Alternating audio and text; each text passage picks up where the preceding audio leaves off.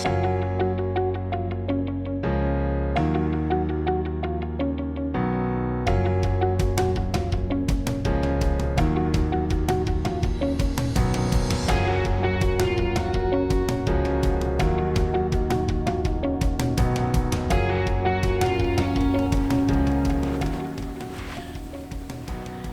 everyone, my name is Logan. I'm the student pastor here at Centerpoint, and I am so excited that you guys decided to join us today for Easter Jam. And before we get started, I just wanted to let you know this is for everybody, the whole family. It's not just a kids thing, it's not just a middle school thing or a high school thing, or even a college thing. It is for everyone. So I'm super excited about it. So here's the thing. Teenagers, if it's you, look, you're not too cool for this, all right? You're participating. It's gonna be a lot of fun. I'm pumped. College students, same thing. You're not too old. This is for the entire family. So here's the thing. We're gonna ask you guys to lead the way. Adults, buckle up, all right? This is gonna be unlike any Easter you've probably ever had before. So no matter where you are, we want you to know that Easter Jam is for you, regardless of how old you are, where you are, if you're in your living room, your backyard, your bedroom, whatever, it doesn't matter. Easter Jam is for you. And so the only way to not have fun, honestly, is to not participate. And we want you to participate. So look around, check around, see if anybody's missing. If they are, go grab them, pause real fast, go get them, bring them back, get them ready to go, because we're about to get started in 3, 2, 1. Here we go. Easter, a time for fake grass, plastic eggs, these things, chocolate bunnies, and people dressed as bunnies. And then there are the weird parts of Easter, like fake grass, plastic eggs, these things, chocolate bunnies, and people dressed as bunnies, which is interesting. But what does all this stuff have to do with Easter? And if this holiday is about more than candy and wearing uncomfortable clothes to church and lunch with your relatives, what makes Easter happy?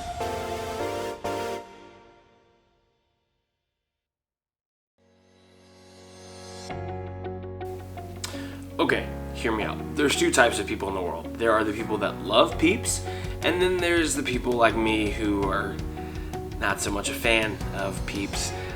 So here's the thing. It doesn't matter where you kind of fit into that category. This game is still going to be for you because you're going to enjoy it one way or the other. So what we're going to do is, this is called Peep jousting, and I'm pretty excited about it.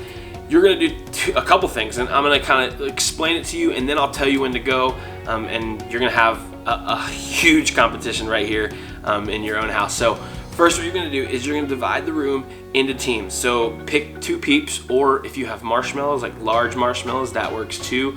You don't have to have Peeps because not everyone likes them, like me, obviously. So you don't have Peep, no big deal, just use large marshmallows.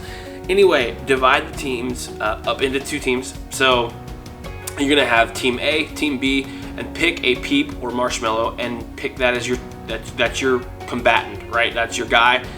Name him something cool. I don't care, like Sir Sprinkles or the Peep Knight or who knows. You guys are more creative than me, so have fun with it. Also take a Sharpie, maybe decorate him, give him a mustache, maybe a cool hairstyle, a mullet even. Mullets are great. Business up front, party in the back, you know. Maybe go with that. Nothing says Easter like a mullet, right?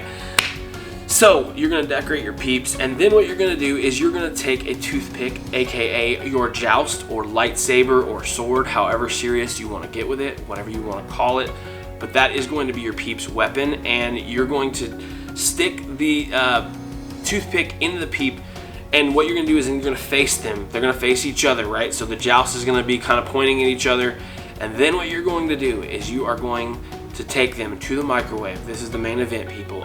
It's going to be awesome, all right? Take them to the microwave, put them on a microwavable plate. Do not just put them straight in the microwave. That will be a mess. Parents, you can thank me later for that. Put them on a microwavable plate. Put them in there. No social distancing necessary. We want them close together for their jousting competition. And then it's go time. It's the big event. So what you're gonna do is put 45 seconds on the microwave clock. But here's the thing, you're not going to let it run for that long. Trust me, do not actually let it go for 45 seconds. You won't need that time, and you will definitely not want it to run for 45 seconds. Again, parents, you can thank me on that one later.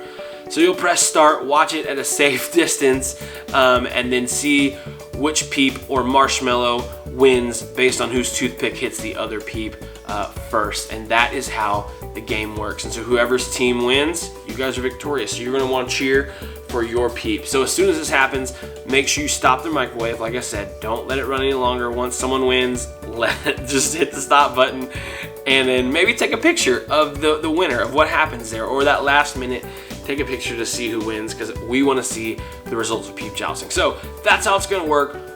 Get ready, people. Get set. Go get it. Hit the pause button right now and go for Peep jousting.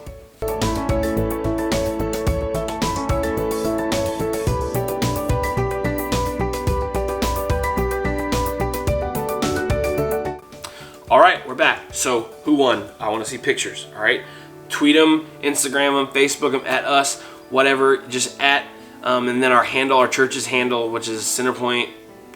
I think it's just Centerpoint Christian Church on Facebook.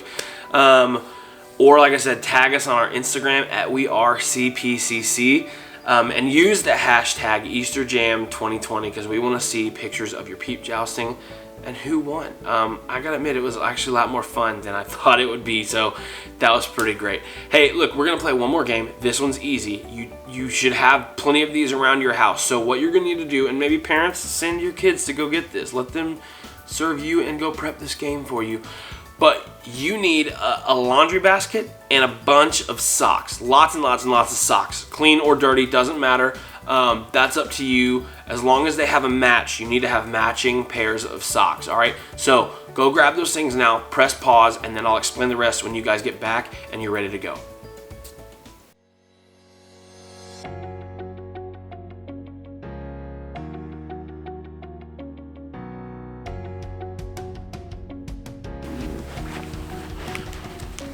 All right, I've got my laundry basket and my socks. So here's how this is going to work.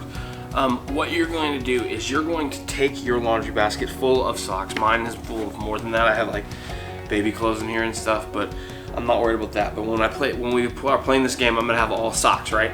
So what you're gonna do is take your basket. You're gonna dump it out on one side of the room. Now, parents, don't worry too much. You're gonna get the socks back in there. All right, we're not gonna fully make a mess here. We're gonna pick them back up. Then the object of the game is this. You're gonna have two people go head to head against each other. So doesn't matter who, mom, dad, maybe you pick. And so what they're gonna do is when we say go, you're going to run over to the sock pile, you're gonna grab out a sock, and then you have to find the matching sock that goes with it, right? So you're gonna find the matching sock. Then what you're gonna do is take them, you're gonna kind of roll them up into a little ball, kind of like an Easter egg, whatever, right? And then you're going to take it, shoot it across the room, just like that, into the Easter basket. You didn't see mine. Mine definitely went in for sure. I'm just kidding. My basket's right here. I just shot it. It didn't go anywhere. But you're gonna shoot it into the basket. And so the person who gets the most at the end of the timer wins. Now, we're going on the honor system here. You don't have to have a scorekeeper. If someone else is not playing, you can score keep, but it's up to the players to keep score themselves. So parents, I'm looking at you. No cheating, all right? I've seen some of you. I know how you play. No cheating, all right? So that's how this is gonna work. I'm gonna give you guys just a minute to get your game set up. Go dump your socks on the other side of the room. Have your baskets empty, ready to go, and then we'll get started in just a second. So go set up, hit pause. I'll wait right here for you, and then we're gonna keep rolling.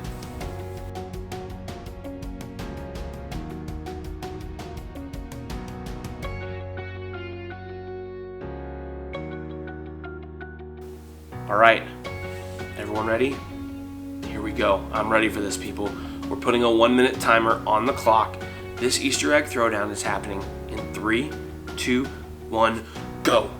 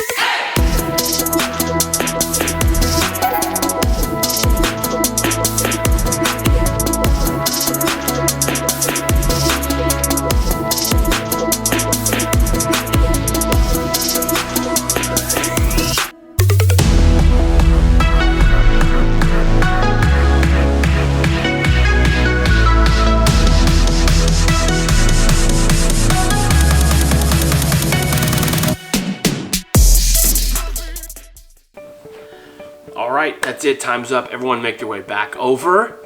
That was pretty crazy, right? Wild. Who won? Hope it was a good game. Hope there was no cheating involved. But the winner, maybe parents, they get the rest of the peeps. I don't know. It's up to you. Maybe find some cool prize for whoever won the challenge. And congratulations to all of you. Hard-fought victory, I'm sure. And if you lost, it's okay. You maybe play again tomorrow. I don't know. Good luck. Sorry about that. But congratulations to our winners. Hey, I know hopefully you guys are having fun celebrating this. I know I am. We're having a blast over here as well. But we're celebrating today because it's Easter. And you may not know the whole story of Easter, and that's cool. We're going to get to that in just a couple of minutes. But it's totally worth celebrating, and that's what makes today such a happy day, is the Easter story. And so, like I said, we're going to jump into that in just a couple minutes. But before we do that, what I want you to do is there are some people in your life, friends and family, that probably want to hear from you today. And I would encourage you to reach out to them. So what we're going to do to make this happen, you're going to have a couple options. We're going to put this slide on the screen. You're going to pause the video. And then I want you to take on one of the challenges on the screen and send wish your peeps a happy Easter. So check it out.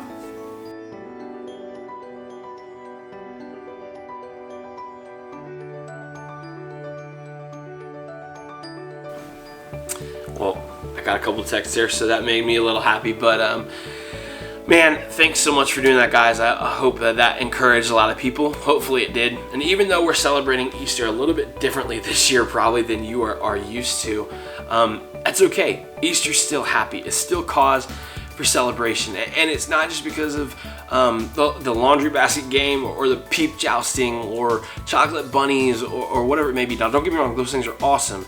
But that's not why Easter is such a happy time, right? The Easter's such an incredible and happy time really because of the story, because of what happened at the very first Easter thousands of years ago. And it's the world's most powerful story. And yet it's so simple that it can be told with a pile of laundry. In the beginning, God created everything. He formed people in His very own image. But then, we turned away from God. Sin entered the world, like a dark stain. Still, God loved us so deeply that He made a plan to rescue us. At just the right moment, God sent His very own Son, Jesus, to live among us. Jesus healed hearts, and minds, and bodies. Thousands gathered to hear Him teach. Instead of giving lots of new rules, Jesus turned things upside down by making it simple. Love God, love others. After 3 years of traveling and teaching, Jesus and His disciples entered Jerusalem to celebrate the Passover feast. Huge crowds gathered to welcome Him. But while the crowds cheered for Jesus, the religious leaders made plans to arrest Him. He was turning their world upside down, and they wanted Him gone. As Jesus celebrated the Passover meal with His friends, He told them that He would be leaving, but would return. His friends didn't understand. That night, one of Jesus' followers, Judas, led soldiers to arrest Him. The religious leaders gave Jesus a fake trial and then sent Him to Pilate, the Roman governor, who could have Him killed. Pilate found Jesus had broken no law and tried to release Him. But a mob called for Jesus to be killed. Pilate gave in and handed Jesus over to the Roman soldiers.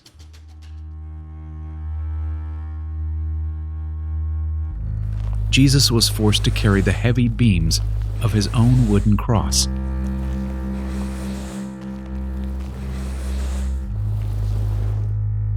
On a hill called Golgotha, the soldiers nailed Jesus' hands and feet to the rough wood.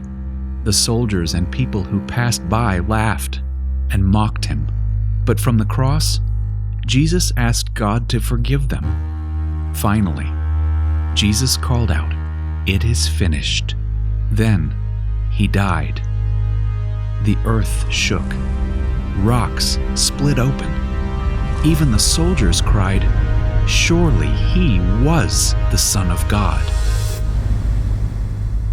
one of Jesus' followers took his body and placed it in a tomb cut from the rock. A huge stone blocked the entrance. Jesus' friends were devastated. They had believed that Jesus was the one God promised, the one who would rescue them, but now he was gone. Their whole world had turned upside down. Jesus' friends stayed hidden in fear for 3 days. But early Sunday morning, Mary Magdalene, a close friend of Jesus, hurried to the tomb. She planned to anoint Jesus' body with special spices. As Mary neared the tomb, she saw the stone had been rolled away. The tomb was empty. Mary turned to see a man standing near. She didn't recognize him until he said, "Mary." It was Jesus, alive. Jesus told her, "Do not hold on to me. I have not yet ascended to the Father. Instead, go to those who believe in me." Jesus, God's Son, became like us to lay down his life. Through God's power, he defeated death for all of us, and sin was washed away. One day, he's promised to return, so we can live with him forever.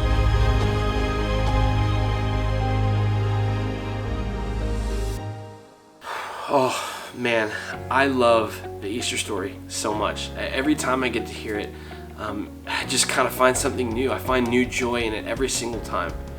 It's such an incredible thing, right? The fact that God sent Jesus to this earth for you and for me.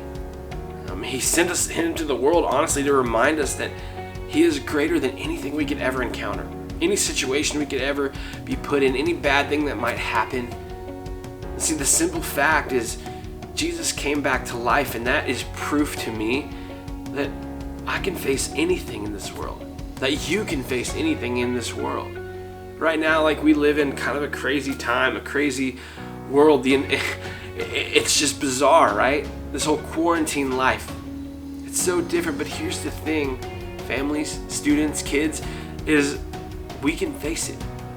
Because God sent Jesus to this earth for you and for me. And I don't know about you, but that gives me hope.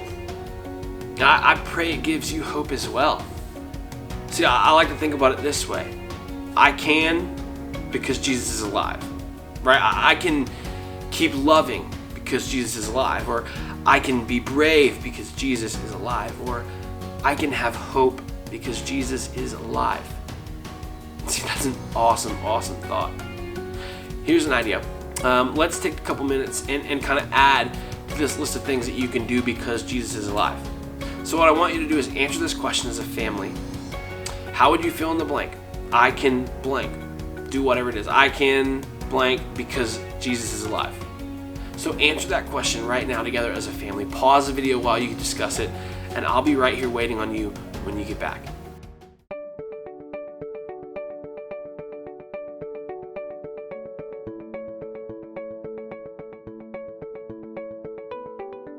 Awesome. I love conversations like that because remembering what God has done in the past, it gives me hope for what God is going to do in the future. And I hope the same thing is true for you. And I hope today is a day filled with memories for your family. And to kind of get you on the right foot to start off on another one here, we want to give you one more challenge before we leave you. And so as soon as this video is over, we would encourage you as a family to go outside, or maybe it's raining, stay inside, but find a spot where you can take a family picture. And maybe you're all in PJs, maybe you're all dressed to the nines, whatever it is, it doesn't matter, it's up to you. It can be silly, I mean, it could be serious, it could be whatever. Totally your call, but we want you to take a picture together as a family, and we want to see that. So make sure you send it to us. Make sure you tag us on Facebook or Instagram and use the hashtag EasterJam2020 because we want to see your style. We want to see just how you guys are celebrating Easter together as a family. Hey, one more thing before you get rolling, I wanted to let you know about. If you haven't watched it yet, make sure you join us for our Easter services online on our YouTube page, Centerpoint Live. On Sunday morning, we have services at 8:30, 10, and 11:30, and we would love for you and your family to join us if you haven't yet, or maybe you watch that after the services are done and they're posted online. We just want you to join us. We invite you to join us, and maybe send an invite to your friends or your family. We would love to have them hang out with us as well for Easter Sunday, because it's going to be an incredible day, and we want you to be a part of that. So, hey, look, now more than ever, right, is a time that we need to celebrate and remember what God's faithfulness is, and what He's doing, and that it gives us hope. And so, man, after all, this Easter, like, it is happy for a reason. And so I want you to check it out, because this is the reason that Easter is so happy.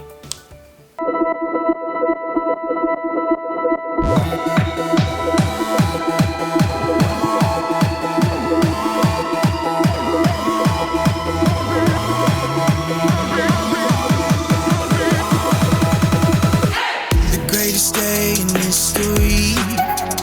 Death is beating, you have rescued me. Sing it out, Jesus is alive. The empty cross, the empty grave, life eternal, you have won the day. Shout it out, Jesus is alive. He's alive. Oh, happy day, happy day. You wash my sin away. Oh, happy day, I'll never be the same. Forever I'm changed. I'll never be the same. When I stand in that place, realize meeting face to face, I am yours, Jesus, you are mine. In this joy, perfect peace, earthly pain finally will cease. Celebrate, Jesus is alive.